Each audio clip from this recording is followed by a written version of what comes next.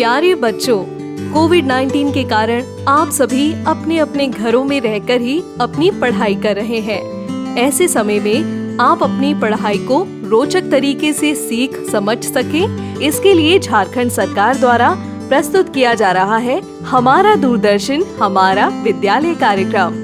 इसके माध्यम से आप प्रत्येक दिन सोमवार से शुक्रवार तक पूर्वाह्न 10 से 12 तथा अपराह्न 1 से 2 बजे तक अपनी अपनी कक्षाओं के अनुरूप कार्यक्रम देख सकेंगे। अब पढ़ाई नहीं रुकेगी। स्कूली शिक्षा एवं साक्षरता विभाग झारखंड। नमस्कार दोस्तों, आइए देखते हैं कि आज हम क्या पढ़ेंगे। तो आज हम एपिसोड की शुरुआत में 9वीं कक्षा में पढ़ेंगे साइंस का अध्याय उतक। हम इस अध्याय का चौथा भाग देखेंगे आज और साथ ही उन पर आधारित कुछ रोचक प्रश्नों को भी जानेंगे। साथ ही हम 11वीं कक्षा में पढ़ेंगे फिजिक्स का अध्याय समतल में गति। इस अध्याय का भी हम आज चौथा भाग देखेंगे और फिर उन पर आधारित कुछ प्रश्नों को भी जानेंगे। तो चलिए शुरू करते हैं हम अपना प्रोग्राम डीजे साथ। अब पढ़ाई नहीं रुकेगी। नमस्कार दोस्तों, आज का हमारा अध्याय है ऊतक भाग 4। दोस्तों, आज की इस वीडियो में हम पढ़ेंगे सबसे पहले कि जंतु ऊतक का परिचय क्या होता है, जिसके बाद हम पढ़ेंगे कि जंतु ऊतक के कितने प्रकार होते हैं। तो चलिए दोस्तों शुरू करते हैं। दोस्तों, जैसा कि हमने अपनी पिछली वीडियो में पढ़ा था कि पौधों और मनुष्य में काफी सारे अंतर होते हैं। जैसे कि मनुष्य चल सकते हैं, खा सकते हैं, खेल सकते हैं, लेकिन पौधे ऐसा बिल्कुल नहीं कर सकते। मनुष्य को जीवित रहने के लिए ऊर्जा की ज्यादा आवश्यकता होती है, जबकि पौधों को जीवित रहने के लिए ऊर्जा की कम आवश्यकता होती है। मनुष्य में अधिकांश ऊतक जीवित होते हैं और विकास हर हिस्से में होता है। दोस्तों, जैसा कि हम जानते हैं कि ऊतक के 2 प्रकार होते हैं, जिसमें सबसे पहला होता है पादप ऊतक और दूसरा होता है जंतु ऊतक। दोस्तों, पादप ऊतक के बारे में और उनके प्रकारों के बारे में तो हमने पढ़ लिया था। चलिए अब जंतु ऊतक के बारे में पढ़ते हैं। दोस्तों, जंतु ऊतक के 4 प्रकार होते हैं, जिसमें सबसे पहला होता है एपिथेलियमी ऊतक, दूसरा होता है संयोजी ऊतक, तीसरा होता है पेशीय ऊतक और चौथा होता है तंत्रिका ऊतक। दोस्तों, आज की इस वीडियो में हम एपिथेलियमी ऊतक और संयोजी ऊतक के ही बारे में पढ़ेंगे। अगली वीडियो में हम पढ़ेंगे कि पेशीय ऊतक और तंत्रिका ऊतक क्या होते हैं। तो चलिए दोस्तों शुरू करते हैं। सबसे पहले हम पढ़ते हैं एपिथेलियमी ऊतक के बारे में। एपिथेलियमी ऊतक कोशिका की एकल परत से मिलकर बनता है।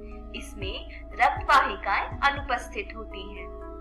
ये सभी अंगों का आवरण करता है, जैसे कि त्वचा, मुंह का अस्तर आदि। गुर्दा नालिकाएं, रक्त वाहिकाएं का अस्तर इन्हीं ऊतक से मिलकर बनता है। दोस्तों, एपिथेलियमी ऊतक के 4 प्रकार होते हैं, जिसमें सबसे पहला होता है शल्की, दूसरा होता है घनाकार, तीसरा होता है स्तंभाकार और चौथा होता है स्तरित शल्की। सबसे पहले हम शल्की के बारे में पढ़ेंगे। दोस्तों, शल्की ऊतक नाक, मुंह, एल्वियोली जैसी गुहाओं का अस्तर बनाते हैं। ये रक्त वाहिकाओं, जीभ और त्वचा का आवरण करते हैं। ये फर्श पर टाइल की तरह कोशिकाओं को अंत तक व्यवस्थित करते हैं। दोस्तों, जैसा कि आप इस चित्र में देख सकते हैं कि इनमें एक एक कोशिका टाइल की तरह जुड़ी हुई है, जिसे शल्की ऊतक कहते हैं। शल्की ऊतक की बहुत सारी कोशिकाएं मिलकर हमारी त्वचा बनाती हैं और ये बहुत सारे लेयर्स इसलिए जुड़ती हैं ताकि हमारे शरीर के अंदर की दूसरी लेयर बाकियों को नुकसान से बचा सके। दूसरा है घनाकार। इसकी कोशिका आकार में घनीभूत होती है। यह गुर्दे, थायराइड पुटिकाओं और ग्रंथियों में पाया जाता है। घनाकार यांत्रिक सहायता भी प्रदान करता है। यह चित्र घनाकार को दर्शाता है। यह जर्मिनल एपिथेलियम को भी बनाता है, जैसे कि वृषण और अंडाशय। तीसरा है स्तंभाकार। यह स्तंभ की तरह संरचना होती है। यह पेड़ की परत को बनाता है और छोटी आंत और बड़ी आंत को भी बनाता है। यह चित्र स्तंभाकार को दर्शाता है। यह एक धागे की तरह स्तंभाकार सतह पर मौजूद होते हैं, जो कि मदद करते हैं हमारे शरीर के लिए जरूरत चीजों को सोखने के लिए। चौथा है स्तरित शल्की। यह परतों में व्यवस्थित स्तरित एपिथेलियम में से मिलकर बनता है। यह गर्भाशय और अन्न प्रणाली में भी पाया जाता है। यह चित्र स्तरित शल्की को दर्शाता है। जब शल्की ऊतक की बहुत सारी परतें आपस में उलझी हुई होती हैं, तो यह स्तरित शल्की कहलाती हैं, जैसा कि आपको इस चित्र में दिखाई दे रहा है। इस चित्र में बहुत सी शल्की ऊतक की परतें आपस में उलझी हुई हैं। दोस्तों, अब हम पढ़ते हैं संयोजी ऊतक के बारे में। कोशिकाएं व्यापक रूप में फैली होती हैं संयोजी ऊतक में। इनका कार्य विभिन्न अंगों को सहायता प्रदान करना होता है और जोड़ना भी होता है। संयोजी ऊतक के 4 प्रकार होते हैं, जिसमें सबसे पहला होता है एरियोलर ऊतक, दूसरा होता है एडिपोस, तीसरा होता है कंकाल और चौथा होता है तरल पदार्थ। चलिए अब इनके बारे में एक एक करके अच्छे से जानते हैं। सबसे पहले हम जानते हैं एरियोलर के बारे में।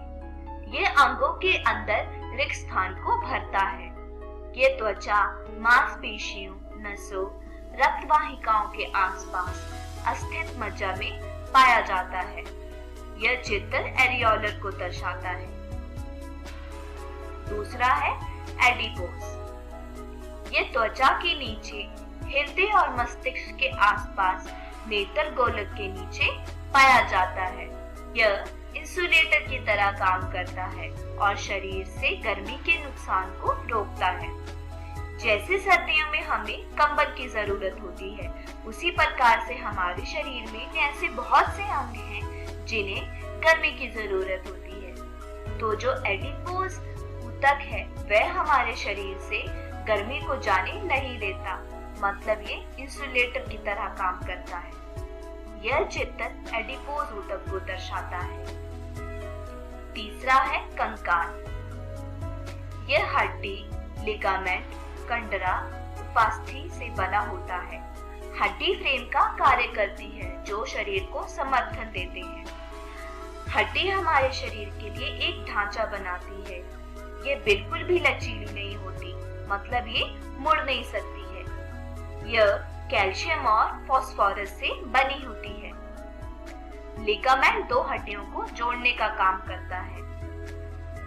कंडरा मांसपेशियों को हड्डियों से जोड़ने का काम करता है। यह बिल्कुल रेशेदार होता है और बहुत ही ज्यादा मजबूत होता है। उपास्थि प्रोटीन और शर्करा से बनी होती है। यह नाक, कान, स्वर अंतर में मौजूद होती है।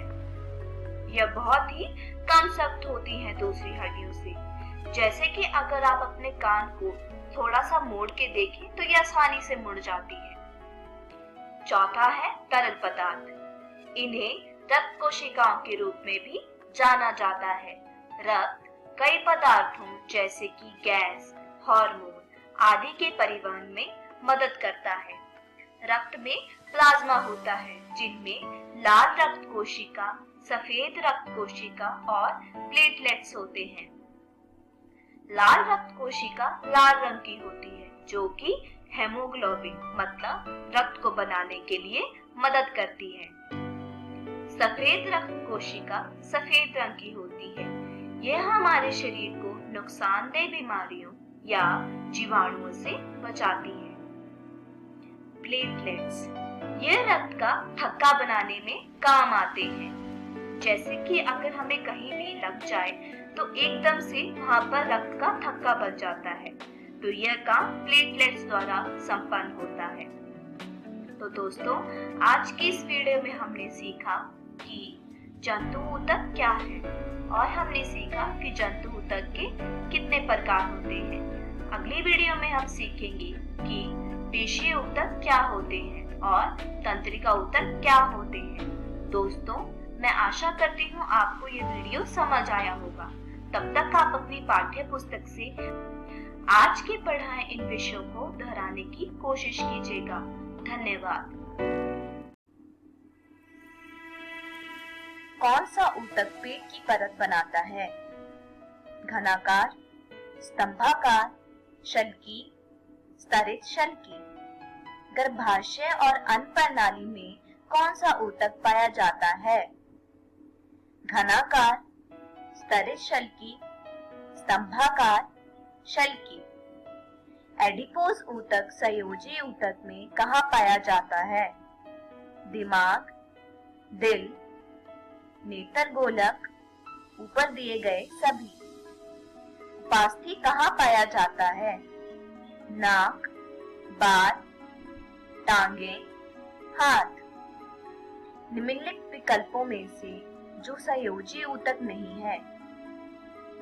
एडिपोज, तरल पदार्थ, कंकाल, स्तंभाकार।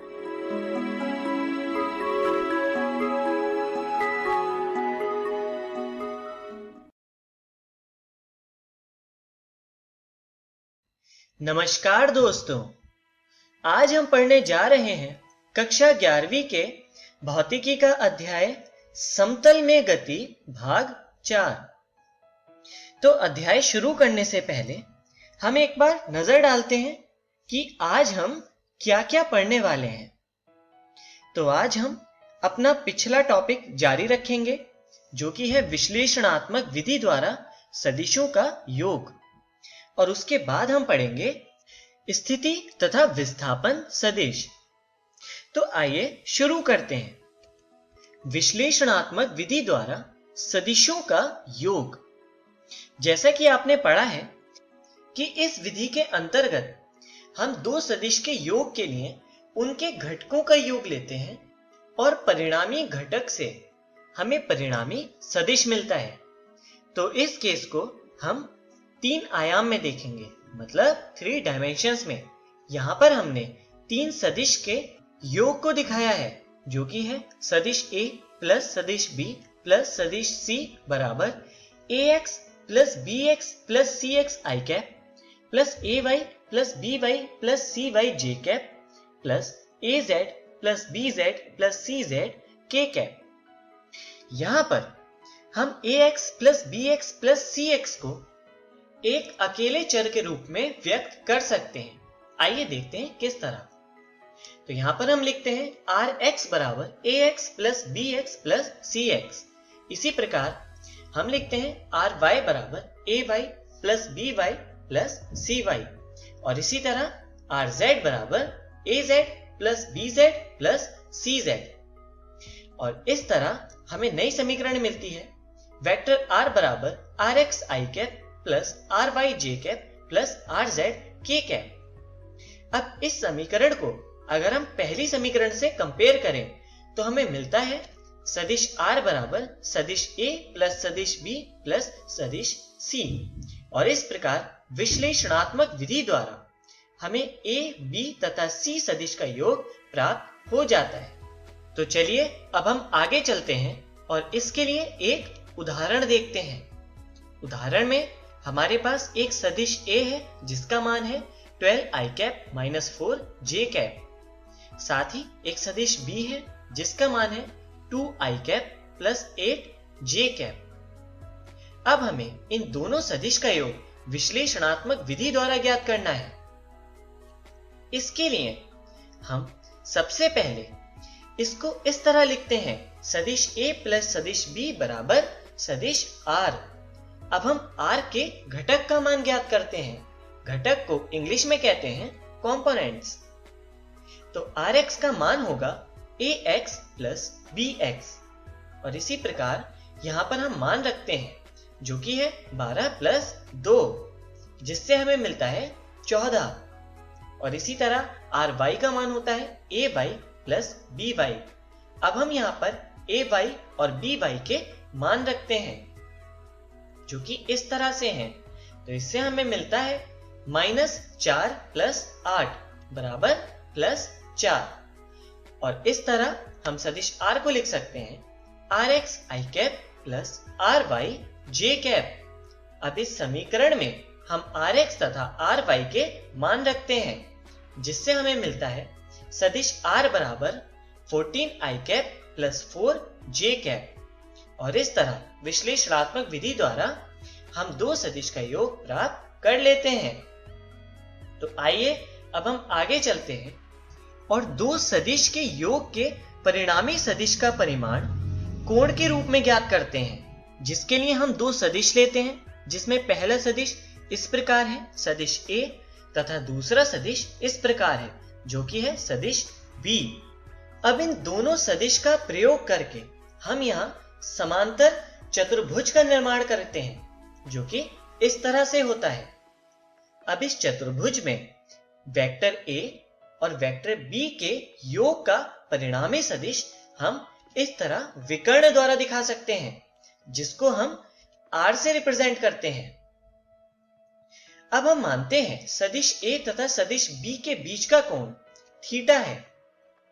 अब सदिश r के परिमाण का मान थीटा के टर्म्स में ज्ञात करने के लिए हम सदिश a को कुछ आगे बढ़ा देते हैं, जो कि इस तरह से है, और साथ ही इस पर एक लंबवत रेखा खींचते हैं।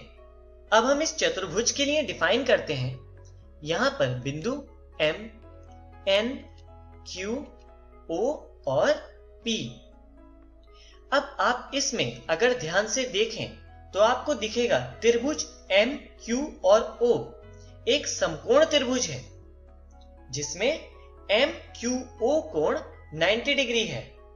और समकोण त्रिभुज में हम पाइथागोरस थ्योरम का यूज कर सकते हैं, जिसके अकॉर्डिंग आधार स्क्वायर प्लस लंब स्क्वायर इज इक्वल टू कर्ण स्क्वायर, जिसमें हम लिखते हैं MQ square plus QO square is equal to MO square. अब हम यहाँ पर इनकी वैल्यू लिखते हैं, जो कि है MQ के लिए वेक्टर A मतलब सदिश A प्लस सदिश B cos थीटा। इसी प्रकार QO के लिए लिखते हैं सदिश B sin थीटा, और इसी तरह MO के लिए लिखते हैं सदिश R। तो चलिए अब हम आगे चलते हैं और इसका हल देखते हैं। तो इस समीकरण को हम खोल के इस तरह लिख सकते हैं, जहां पर अगर आप ध्यान से देखें तो इस जगह b cos थीटा का whole square plus b sin theta का होल स्क्वायर है। इस तरह यहां पर हमें cos square theta plus sin square theta की टर्म मिलती है, जिसका मान होता है 1। तो इसलिए हम इस समीकरण का हल अब आगे इस तरह से लिख सकते हैं, जो कि है a square plus 2ab cos theta plus b square बराबर r स्क्वायर। तो इस तरह हम परिणामी सदिश का परिमाण इस प्रकार व्यक्त कर सकते हैं, जो कि है r बराबर under root a square plus 2ab cos theta plus b square, और ये हमारा परिणामी सदिश का परिमाण होता है। तो चलिए अब हम आगे चलते हैं और परिणामी सदिश तथा क्षैतिज अक्ष के बीच के कोण का संबंध देखते हैं। इसके लिए हम ये फिगर लेते हैं, जहां पर हम परिणामी सदिश जो कि MO है, इसका कोण क्षैतिज अक्ष से लेते हैं, जिसे अल्फा से दिखाया गया है। इस कोण का संबंध हम इस तरह प्रदर्शित कर सकते हैं, जो है tan अल्फा बराबर b sin theta upon a plus b cos theta, जहां पर आप लिख सकते हैं अल्फा बराबर tan inverse b sin theta upon a plus b cos theta. तो चलिए अब हम आगे बढ़ते हैं और इनके लिए उदाहरण देखते हैं। तो उदाहरण में हमारे पास दो सदिश के परिमाण हैं, जिसमें पहला है सदिश a जिसका परिमाण है 6 तथा दूसरा सदिश है b जिसका परिमाण है 8, और हमें इन दोनों सदिश के बीच का कोण ज्ञात है, जिसका मान है थीटा बराबर 30 डिग्री।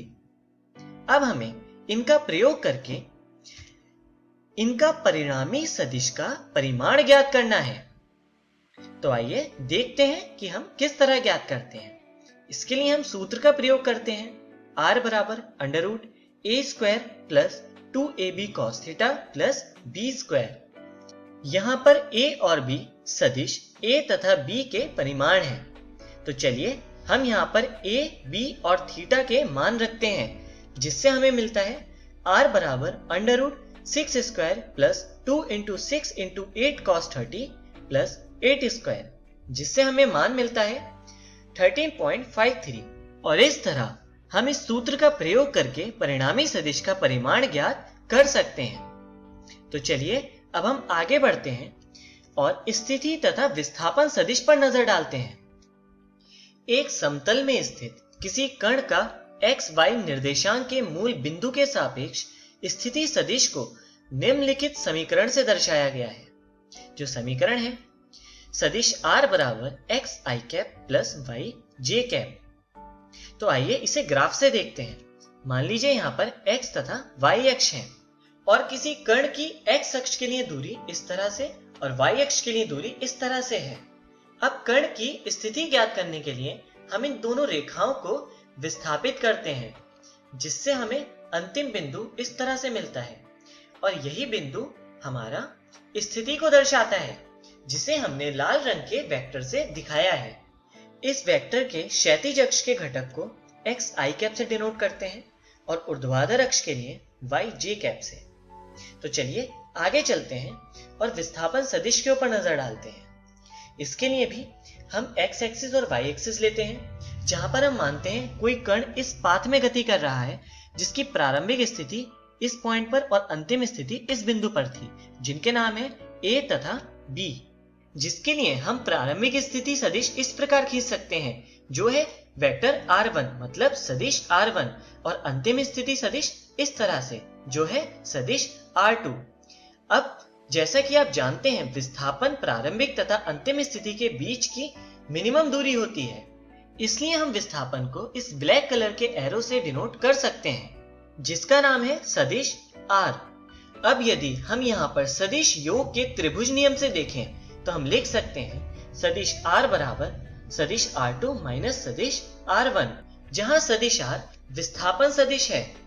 अब अगर हम यहाँ r2 और r1 को i कैप तथा j कैप के घटकों में लिखें तो हम इस समीकरण को इस तरह लिख सकते हैं, जिससे हमें मिलता है सदिश r बराबर x2 minus x1 i cap plus y2 minus y1 j cap, जहां पर हम x2 माइनस x1 को डेल्टा x तथा y2 माइनस y1 को डेल्टा y लिख सकते हैं। यहाँ पर डेल्टा x हम ग्राफ में इस तरह दिखा सकते हैं और इसी प्रकार हम ग्राफ में डेल्टा y को इस प्रकार प्रदर्शित कर सकते हैं। तो इस तरह हमें विस्थापन सदिश ज्ञात हो जाता है। तो चलिए अब हम आगे बढ़ते हैं और जानते हैं कि आज की वीडियो में हमने क्या क्या सीखा। तो आज हमने सबसे पहले पढ़ा विश्लेषणात्मक विधि द्वारा सदिशों का योग, जिसको हमने 3 आयाम के लिए पढ़ा। उसके बाद हमने पढ़ा स्थिति सदिश के बारे में तथा सबसे अंत में हमने पढ़ा विस्थापन सदिश के बारे में। तो चलिए अब जानते हैं कि अगली वीडियो में हम क्या सीखने वाले हैं। तो अगली वीडियो में हम पढ़ेंगे वेग तथा त्वरण के बारे में।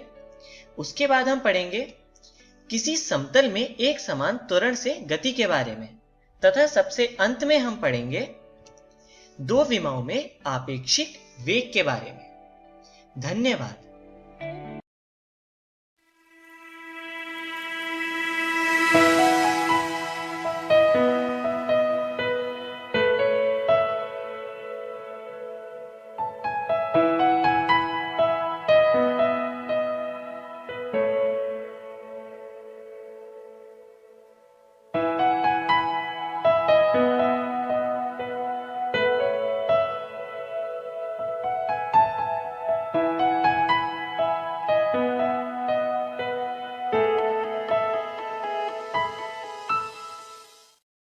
आशा करती हूँ कि आज के एपिसोड में आपको बहुत कुछ सीखने को मिला होगा। आइए देखते हैं कि आज हमने क्या पढ़ा। तो आज हमने 9वीं कक्षा में पढ़ा साइंस का अध्याय ऊतक, और फिर 11वीं कक्षा में हमने पढ़ा फिजिक्स का अध्याय समतल में गति। चलिए अब हम देखते हैं कि हम कल क्या पढ़ेंगे। तो हम कल 9वीं कक्षा में पढ़ेंगे सोशल साइंस का अध्याय जलवायु और 11वीं कक्षा में पढ़ेंगे हम केमिस्ट्री का अध्याय परमाणु की संरचना। इस प्रसारण से संबंधित सुझाव, अपने प्रश्न इत्यादि आप हमें jcerg@gmail.com तथा टोल फ्री नंबर 1800 5728 585 पर संपर्क कर सकते हैं।